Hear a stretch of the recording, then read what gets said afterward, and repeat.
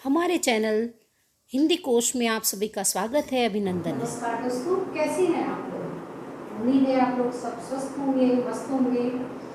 आज मुझे आप लोगों से एक छोटी सी बात कहनी है कि अगर आप लोग को हमारा पढ़ाया हुआ है, हमारी वीडियो थोड़ी सी भी पसंद आ रही हो तो प्लीज़ सब्सक्राइब करिएगा।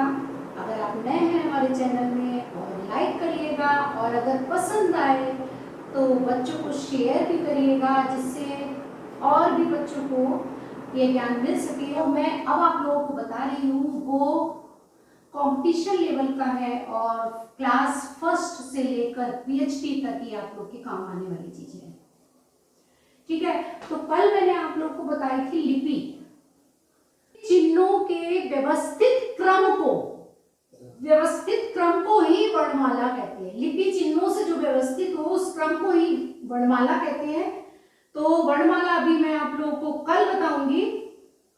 और जो लिखने की शैली होती है वो लिपि कहलाती है। लिपि क्या कहलाती है, छोटा सा पॉइंट रहता था तो मैंने सोचा आज बता देती हूँ।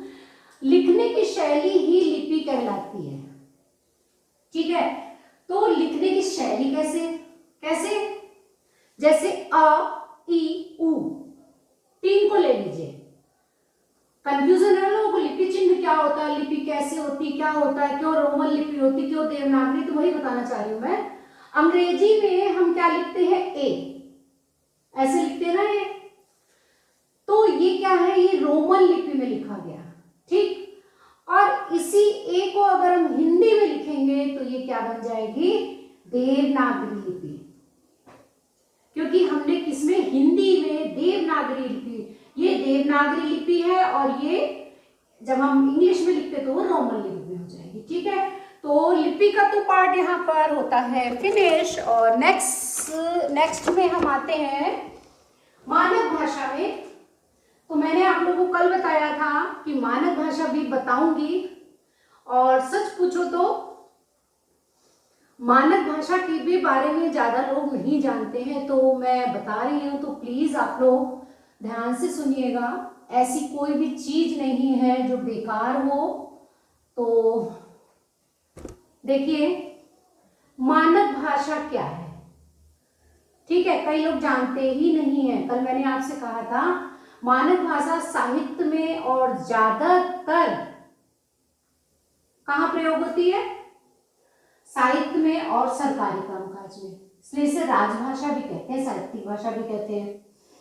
तो मानक भाषा क्या है, ऐसी भाषा जो निश्चित पैमाने में गठित हो, एक निश्चित जिसका पैमाना हो, वो मानक भाषा कहलाती है।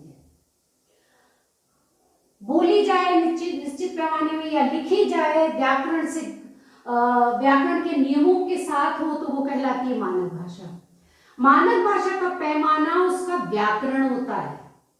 मानक भाषा का पैमाना क्या है, पैमाना क्या हुआ, एक मापदंड क्या हुआ कि उसका व्याकरण ही होता है, उसका पैमाना, जिसमें निश्चित अर्थ प्रकट करने की क्षमता हो। जिस शब्द में जिस वाक्य में एक निश्चित अर्थ प्रकट करने की क्षमता हो, उसे कहते हैं मानक भाषा। इसे कई नामों से पुकारा जाता है। इस मानक भाषा को कई नामों से पुकारते हैं। क्या क्या नाम दिया गया, साधु भाषा, नागर भाषा, क्योंकि एक संभ्रांत भाषा आती है, इस भाषा को एक संभ्रांत सभ्य भाषा बोला जाता है। और अंग्रेजी में इसे क्या कहेंगे, स्टैंडर्ड लैंग्वेज। मानक भाषा को अंग्रेजी में कहते हैं स्टैंडर्ड लैंग्वेज। ठीक है, वह भाषा जो किसी माप या पैमाने के द्वारा गठित हो, उसे कहते हैं मानक भाषा। ठीक है, अब हम बात करेंगे हमें मानक भाषा की जरूरत क्या पड़ी। अब देखिए क्यों जरूरत आई मानक भाषा की। अभी मैं उदाहरण मानक भाषा के दूंगी, जब बाद में तो आपको समझ में आएगा कि मानक भाषा की आवश्यकता क्यों पड़ी, कैसे लिखा जाता है। तो क्यों पड़ी इसकी जरूरत, जन समुदाय में संपर्क स्थापित करने के लिए। मानक भाषा जन जन को समझ में आने वाली भाषा है। जन समुदाय में संपर्क, जब आप गांव शहर गांव सब जगह जाओगे तो सबको भाषा आपकी समझ में आए, वो होती है मानक भाषा। मानक भाषा की आवश्यकता एकता के सूत्र में बांधने के लिए भी पड़ी। देश में सुचारू रूप से शासन चल सके इसलिए भी मानक भाषा की जरूरत पड़ी। श्रेष्ठ साहित्यिक सृजन, कृतियों का सृजन, मैंने आपसे कल बताया था कि साहित्य में भी इसकी जरूरत पड़ती है, तो सरल से सरल भाषा होगी, सभी को समझ में आ जाएगी। विज्ञान और तकनीक में इसके बिना ज्ञान संभव नहीं है। विज्ञान और तकनीक में भी इस भाषा की जरूरत पड़ती है, इसके बिना विज्ञान और तकनीकी में ज्ञान संभव नहीं है।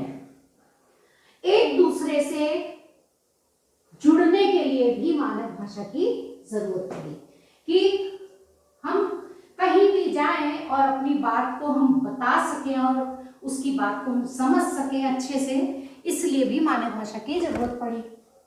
अब आते हैं हम इसके लक्षण में, ठीक है। तो बता रही थी कि मानक भाषा की आवश्यकता क्यों पड़ी, ठीक है।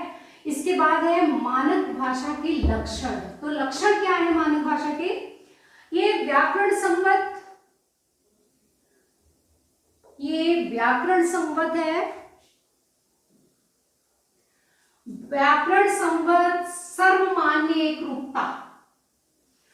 सेकेंड पॉइंट है सांस्कृतिक, शैक्षणिक, प्रशासनिक, असंवैधानिक भाषा कही जाती है। और कौन सा इसका लक्षण है? क्षेत्रों का कार्य संपादित करने में यह सक्षम है, सुस्पष्ट, निर्धारित और सुनिश्चित भाषा है। नवीन आवश्यकताओं के अनुरूप विकसित हो जाती है, जैसे जैसे जरूरत होती है उस अनुसार मानक भाषा ढल जाती है।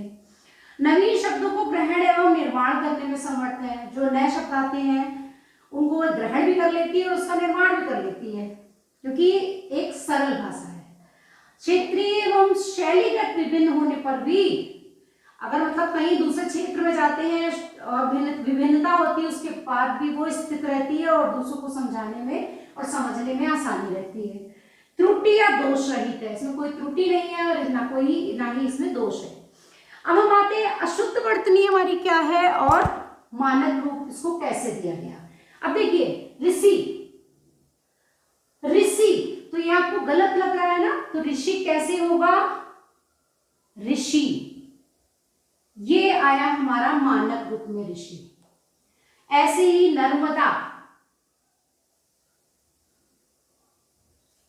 ये क्या है? नर्मदा तो हम बोलेंगे लेकिन दिस इज रॉन्ग वर्तनी। दुर्भाग्य, तो क्या होता है? दुर्भाग्य। मंदिर, तो ये व्याकरण संबद्ध भी होती है, तो क्या हो जाएगा इसमें? मंदिर। अब मानक भाषा का एक रूप देख लीजिए, एक उदाहरण मैं आपको दूंगी, देखिए क्या आपको खुद ही पता चल जाएगा कि मानक भाषा की जरूरत क्यों पड़ी और किस तरीके से उसका इस्तेमाल करते हैं। सेंटेंस है, वाक्य है, हम दिल्ली जाऊंगा। क्या आपको ये सही लग रहा है? नहीं, दिस इज रॉन्ग। मैं दिल्ली जाऊंगो, ये सही है? नहीं, दिस इज ऑल्सो रॉन्ग। तो सही उच्चारण क्या होगा इसका? मैं दिल्ली जाऊंगा। तो मानक भाषा आप लोग को समझ में आ गई होगी और मैंने बहुत बड़ी वीडियो नहीं बनाई है, आप लोग स्क्रीनशॉट लेके जैसे भी है नोट्स लिख के आप समझ सकते हैं और बने रहिएगा मेरे साथ ऐसे ही नई नई वीडियो के लिए।